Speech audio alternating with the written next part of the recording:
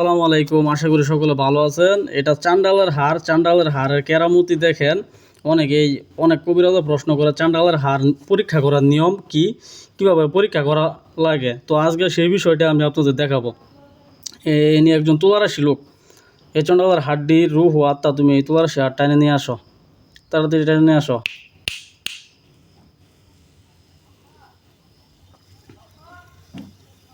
থামো থামো।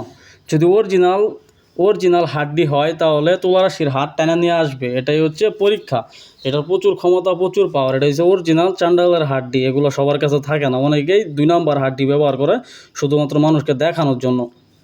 এই দেখেন, এই যে করি, এ ভাইরাল করি, এই করি কীভাবে হাত টানা নিয়ে আসে তুলারাশির। দেখেন, এ করি যদি জাগ্রত থাকো তাহলে এই তুলারাশির হাত টানা দেখাও। করি যদি জাগ্রত থাকো তাহলে তুলারাশির হাত টানা দেখাও। দেখেন, হাত টানা নিয়ে আসবো।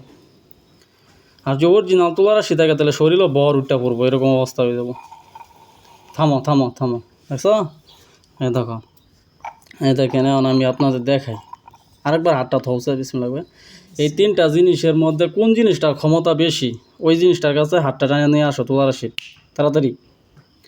এই 3 জিনিসের মধ্যে কোনটার ক্ষমতা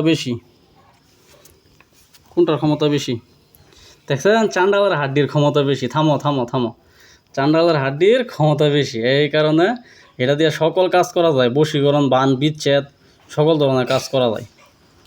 তো ভিডিওটা ভালো লাগলে অবশ্যই আমার ফেসবুক পেজটা ফলো দিয়ে রাখবেন। ধন্যবাদ সকলকে। আসসালামু আলাইকুম।